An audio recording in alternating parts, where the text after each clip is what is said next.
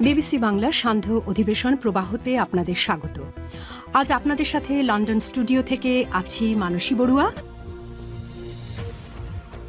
বাংলাদেশের সর্বশেষ গুরুত্বপূর্ণ আপডেট সংবাদে আপনাকে স্বাগত। শুরুতেই সংবাদ শিরোনাম, পরে বিস্তারিত।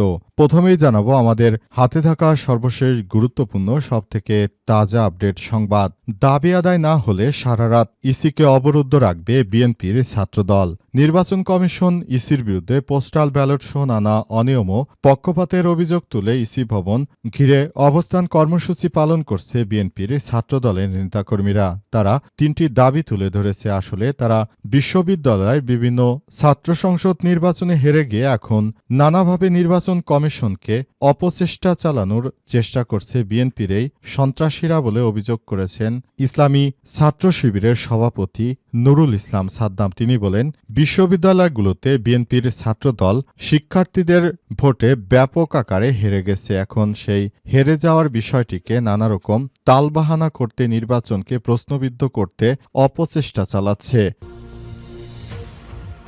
এরপর জানাবো খালি থাকা ৪৭ আসন কিভাবে বন্টন হবে জানালো ১০ দলীয় জোট। জামাত ইসলামের নেতৃত্বাধীন নির্বাচনী ঐক্যে চরমোনাই পীরের দল এখনও আসার সুযোগ রাখা হয়েছে। একই সঙ্গে খালি থাকা ৪৭টি আসনে ১০ দলের প্রতিনিধিদেরকেই নতুন করে মনোনয়ন দেয়া হবে এমনটাই জানানো হয়েছে এবং এই মনোনয়ন দেওয়ার মধ্য দিয়ে নতুন করে আবার বাংলাদেশে সবকিছু তারা ঠিক করতে চায় বলে অভিযোগ পাওয়া গেছে। এদিকে তাজুল ইসলামের সতর্ক বার্তাকে হুমকি মনে করছে রাজনীতিবিদরা। আন্তর্জাতিক অপরাধ ট্রাইব্যুনালের চিফ প্রসিকিউটর তাজুল ইসলাম বলেছেন, মব শব্দটি ব্যবহারের পেছনে বিপ্লবকে প্রশ্নবিদ্ধ করার একটি মানসিকতা কাজ করতে পারে, তাই এই শব্দ ব্যবহারে সতর্ক থাকা প্রয়োজন। জানাবো মেহেন্দিগঞ্জে যুবলীগ নেতাকে জামাত সাজিয়ে চরমোনাই পীরের দলে যোগদান, নতুন নাটক। বরিশালের মেহেন্দিগঞ্জ উপজেলার আলিমাবাদ ইউনিয়নে কার্যক্রম নিষিদ্ধ সংগঠন আওয়ামী যুবলীগের যুগ্ম আহ্বায়ক শহীদুল হক তালুকদারকে জামাত নেতা সাজিয়ে ইসলামী আন্দোলন বাংলাদেশে যোগদান করানোর অভিযোগ উঠেছে। যোগদানের ছবিটি বরিশাল ৪ আসনে ইসলামী আন্দোলন বাংলাদেশের মনোনীত প্রার্থী মুফতি সৈয়দ এসফাক মোহাম্মদ আবুল খায়ের তার ভেরিফাইড ফেসবুক পেজে জামাত নেতা আখ্যা দেওয়ার পর থেকে তুমুল বিতর্ক শুরু হয়। খোঁজ নিয়ে জানা গেছে তিনি জামাত ইসলামের কোনো নেতাই নয়, বরং আওয়ামী লীগের যুবলীগের এক নেতা। তাকে জামাত ইসলামের নেতা সাজিয়ে এখন ইসলামী আন্দোলনে যোগদান করে জামাতকে হেয় প্রতিপন্ন করার চেষ্টা করছে চরমোনাই ভণ্ড পীরের দল। এবং সর্বশেষ জানাবো ভোট নিয়ে বিএনপির অবস্থান কি জানালেন ইশরাক। ত্রয়োদশ জাতীয় সংসদ নির্বাচনে আগামী ১২ ফেব্রুয়ারি অনুষ্ঠিত হবে। পাশাপাশি এই দিনে গণভোটও অনুষ্ঠিত হবে। এই নির্বাচনে ভোট জয়ী করতে অন্তর্বর্তীকালীন সরকারের পাশাপাশি বিএনপিও ভোটের পক্ষে রয়েছে বলে জানিয়েছেন বিএনপি নেতা ইঞ্জিনিয়ার ইশরাক হোসেন। তিনি বলেন, আমরা ভোটকে জয়যুক্ত করতে চাই। আমাদের নেতাকর্মীরা ভোটেই তাদের সমর্থন দেবে বলে বিএনপির এই নেতা মন্তব্য করেছেন। প্রিয় দর্শক, এতক্ষণ শুনছিলেন সংবাদ শিরোনাম, এবারে বিস্তারিত। তবে তার আগে বন্ধুরা অনুরোধ থাকবে এই সংবাদটিতে একটি লাইক দিন। এই চ্যানেলে আপনি নতুন হয়ে থাকলে আমাদের সংবাদটি দেখতে দেখতে চ্যানেলটি সাবস্ক্রাইব করে রাখুন। কমেন্ট করে বন্ধুরা আপনার মূল্যবান মতামত জানিয়ে দিন আপনি বিশ্বের কোন দেশ থেকে বা বাংলাদেশের কোন স্থান থেকে আমাদের সংবাদটি দেখছেন এবং শুনছেন। আর বন্ধুরা, সংবাদটি আপনার সোশ্যাল মিডিয়া ফেসবুকে শেয়ার করে বন্ধুদেরও দেখার সুযোগ করে দিন। গাজা যুদ্ধে আপনি যদি নিরীহ ফিলিস্তিনিদের ভালোবেসে থাকেন, কমেন্টে ইয়েস লিখে পুরো বিশ্বকে জানিয়ে দিন। এবারে বিস্তারিত।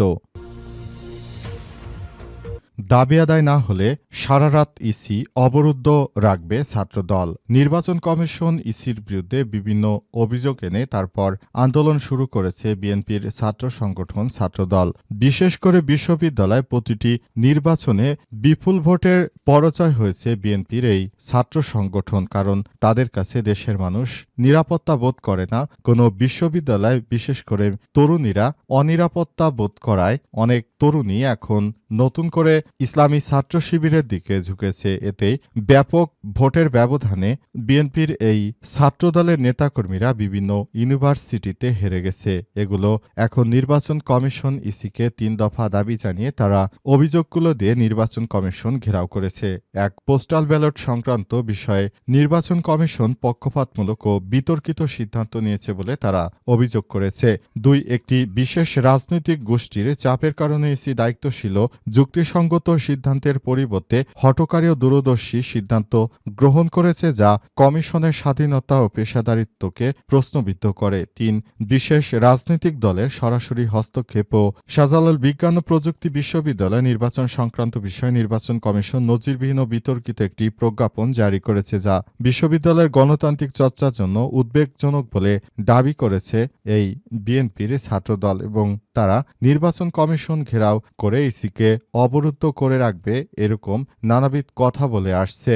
নির্বাচন কমিশনের পক্ষ থেকে আজ এসব বিষয়ে বলা হয়েছে যে এসব বিষয় নিয়ে তারা আলাপ আলোচনা করবে, তবে এখন পর্যন্ত এসব বিষয় নিয়ে সেভাবে অগ্রগতি দেখা যায়নি।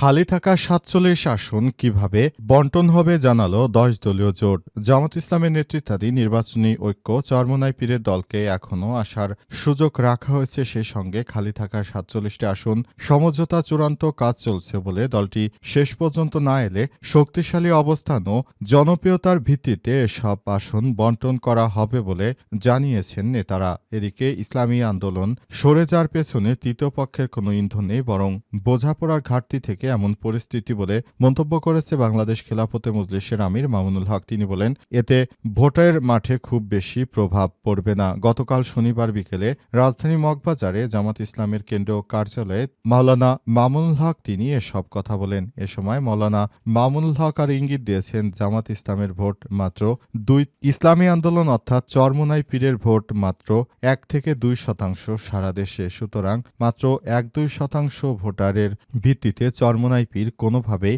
জাতীয় সংসদ নির্বাচনে জিততে পারবে না। তাই এই বিষয়টি নিয়ে অত ভাবার কিছু নেই বলে মনে করেন মাওলানা মামুনুল হক। তিনি বলেন, আমাদের এই 10 দলীয় জোটে এর কোনো প্রভাব পড়বে না ইনশাআল্লাহ। মামুনুল হক তিনি একজন বাস্তববাদী মানুষ। তিনি বুঝতে পেরেছেন এদেশে জামাত ইসলামকে সঙ্গে নিয়ে তারপর নতুন করে সবকিছু করতে হবে, তা না হলে আসলে এদেশের অভ্যন্তরে আমরা যে ধরনের শাসন ব্যবস্থা চাই সেটি কখনোই আসলে হওয়া সম্ভব নয়, কারণ বাংলাদেশে বাম সংগঠনের অনেক নেতাকর্মী রয়েছে। সুতরাং শুধু ইসলামিক দলরা যদি মনে করে তাদের সব ভোট, তাহলে যারা বাম গণতান্ত্রিক জোট রয়েছে তারাও বসে থাকবে না। সুতরাং এসব বিষয় বিবেচনা করে চরমোনাই পীরের অবশ্যই এসব বিষয়গুলোকে আগে থাকতেই ভাবা উচিত ছিল, তা না হলে আবার নতুন করে এসব বিষয় নিয়ে ব্যাপক সমস্যা সৃষ্টি হতে পারে বলে মনে করা হচ্ছে।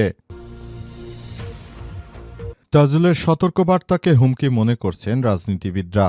আন্তর্জাতিক অপরাধ ট্রাইব্যুনালের চিফ প্রসিকিউটর তাজুল ইসলাম বলেছেন, মব শব্দটি ব্যবহারের পেছনে বিপ্লবকে প্রশ্নবিদ্ধ করার একটি মানসিকতা কাজ করতে পারে, তাই এ শব্দ ব্যবহারে সতর্ক থাকা প্রয়োজন। আজ রাজধানীর সিডাপ মিলনায়তনে বিচার বিভাগের স্বাধীনতা ও আইনের শাসন শীর্ষক এক নীতি সংলাপে তিনি এমন মন্তব্য করেছেন। সংলাপটির আয়োজন করে সেন্টার ফর গভর্নেন্স স্টাডিজ বা সিজিএস। তাজুল ইসলামের বক্তব্যের পর সংলাপে উপস্থিত কয়েকজন বক্তা তার মন্তব্যে তীব্র সমালোচনা করেছেন। বাংলাদেশ কমিউনিস্ট পার্টি সিপিবির সাবেক সাধারণ সম্পাদক রুইন হোসেন প্রিন্স এবং বাংলাদেশ সমাজতান্ত্রিক দল বাসদের সাধারণ সম্পাদক বজলুর রশিদ ফিরোজ এই বক্তব্যকে হুমকি হিসেবে দেখছেন বলে জানা গেছে। সংলাপে রাজনৈতিক নেতা, আইনজীবী, মানবাধিকার কর্মী ও নাগরিক সমাজের প্রতিনিধিরা অংশ নেয়। আলোচনায় বিচার বিভাগের স্বাধীনতার পাশাপাশি মব সহিংসতার প্রশ্ন উঠে আসে। সংলাপের শুরুতে সিজিএস এর নির্বাহী পরিচালক পারভেজ করিম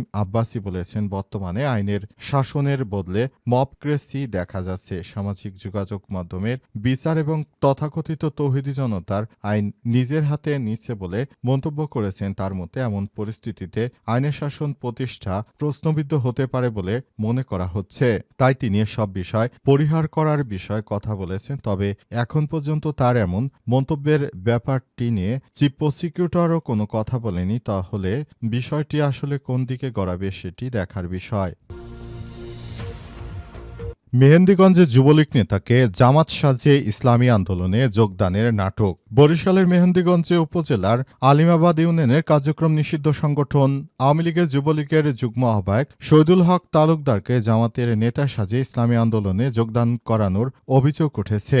ইসলামী আন্দোলন বাংলাদেশের অর্থাৎ চরমোনাই পীরের নেতাকর্মীরা এমন ন্যাক্কারজনক ঘটনা ঘটিয়েছে বলে জানা গেছে, কারণ তারা নিজেরা আগামী জাতীয় সংসদ নির্বাচনে 2 থেকে 3% ভোটার হওয়ার পরিপ্রেক্ষিতে তারা মূলত আসলে কোনো কিছুই অর্জন করতে পারবে না। সুতরাং এখন দেখা যাচ্ছে যে তারা নতুন করে এসব বিষয় নিয়ে কথা বলছে। তারা জামাত ইসলামকে হেয় প্রতিপন্ন করার অনেক প্রচেষ্টা চালিয়ে যাচ্ছে, কিন্তু প্রকৃতপক্ষে বাংলাদেশ জামাত ইসলাম আসলে এসব রাজনৈতিক দল যখনই জামাত ইসলামের কাছ থেকে সরে গেল, এতে আমাদের মনে হয় না যে বাংলাদেশ জামাত ইসলামের উপর কোনো ধরনের প্রভাব পড়বে। সুতরাং এসব বিষয় নিয়ে এখনই চরমোনাই পীরের ভাবা উচিত এবং এই ধরনের মিথ্যা প্রোপাগান্ডার নিউজগুলো তাদেরকে অবশ্যই জনসম্মুখে তাদেরকে আরো হাসির পাত্রে পরিণত করছে। এটি চরমোনাই পীরের আগে থাকতেই ভাবা উচিত এবং তিনি যে ধরনের কাজ করছেন এটি সবার মনে প্রশ্নবিদ্ধ, কারণ তাকে যখন